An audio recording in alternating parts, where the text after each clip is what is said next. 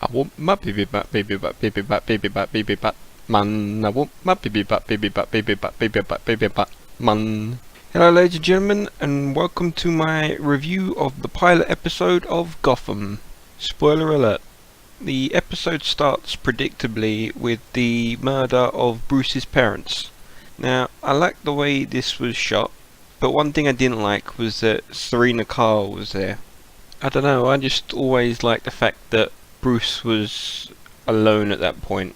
It was just him there with his dead parents and crying out, and that was part of what made his rage to become Batman. But clearly later on in the series there's going to be a confrontation between the two, and she's going to say, I understand because I was there, and something like along those lines, and I'm not quite sure I like that. But one thing I did like about the scene was the fact that Bruce was wearing a black and yellow tie, which I thought was a very, very nice touch. As the story moves on, we get introduced to the rest of the police force and get their exposition, and I'm not quite happy with the way they did it. It was kind of like, hello, use full name here and job, and what my feelings are towards you, for no apparent reason, just let's blurt it out so the audience knows these things, but it's not fluid. And I do believe that's going to be a problem with just the first episode, maybe a little bit into the second if they add any new characters, and moving on that should wear out. But I don't think it was done very well, but I do think it's just a problem with the first episode. As we move on, we get introduced to Edward Nygma, who gives us a few riddles, so I wonder who he could turn out to be. But as for his inclusion, I'm not quite happy with it. He kind of seems a bit forced in just to get him in there. I wouldn't mind seeing him at a later point in the series, but at a point where it would be more fluid rather than just shoved in. As we move on, we get introduced to Fish Mooney, who I believe is a character that they have invented, which is a good thing, because if you add new characters then you can have at least a bit of surprise. Like as I said, it's clear that Edward Nygma is going to turn into the Riddler. Of course we know this by the comic books, but it's clear where we don't know where Fish Moody is going to turn out to be. I kind of liked her, especially her kind of mother figure towards the Penguin, who we're then again introduced to, who I kind of liked. I thought he fit the character quite well. As the investigation continues, we meet Ivy, who, yeah, again, completely unnecessary.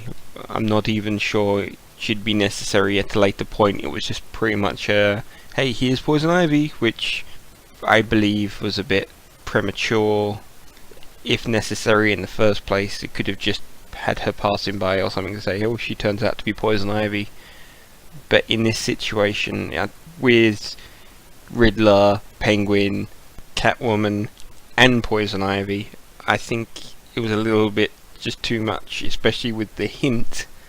Granted, it was only a hint at the Joker, just a little bit too much. I would have taken out Poison Ivy and Riddler and left Catwoman and Penguin, but as I said, I didn't like the way they used Catwoman, but I can see they're going to use that at a later point, so I can understand the importance of it. But Edward Nygma and Poison Ivy, completely unnecessary, and I think they could have been removed.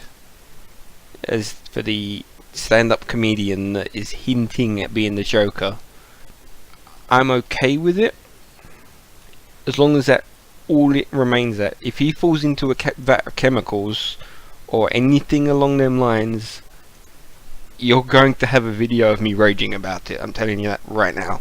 I do not want a Joker origin story at all.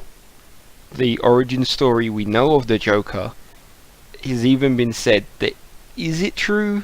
We're not quite sure, so I don't want a direct thing, a direct, this is what happened. I didn't like it in the original Batman, and I wouldn't like it now if they did it here.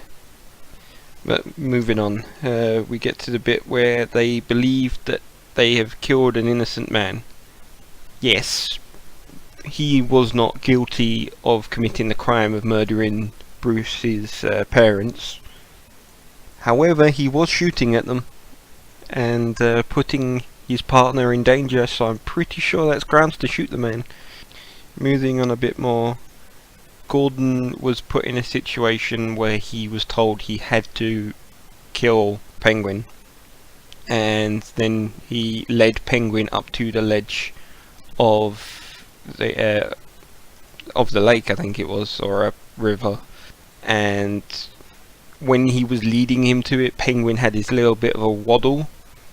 I thought that was a little bit OTT. I think just backing away from him, waving his hands around saying don't shoot me, would have been enough. The waddle was a bit too much.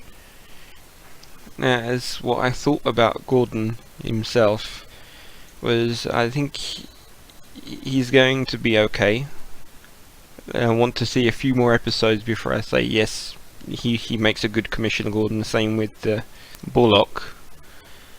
But I'm gonna wait and see. Clearly Bullock was supposed to be an arsehole, but he always was, so I'm gonna wait and see with them. At the end of the episode, Detective Gordon goes to Wayne Manor and talks to Bruce about the guy they thought killed his parents didn't. He was framed, and that the guys that killed his parents are still out there.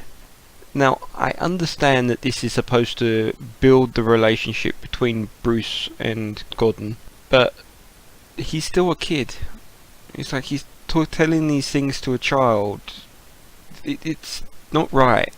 What was he thinking? I know that he can't trust anyone else, but maybe if they shot it that he was talking to Alfred about the murders and Bruce overheard, that I think would be better than talking directly to him, because I think it was just come across as a bit irresponsible. Although I had a lot of nitpicks on this episode, I do understand it was a pilot episode and it was the very first episode building of the series, so I will recommend you watch it, but there is lots of problems with the episode, and I'm going to continue watching the series despite of these to try and see if it kind of gains momentum. But as it is, I would give this episode right down the middle. I'd say a 5 out of 10. It was about average. It hasn't made me excited to watch it, but at the same time it hasn't enraged me so much I'm not going to watch it. So I will be continuing watching and see what's going to come next. So as per usual, if you like this video, please click the like button. If you disagreed with me or wanted to add another point, please write down in the comments below, and if you want to see more, please subscribe. I am the Food. Thanks for listening.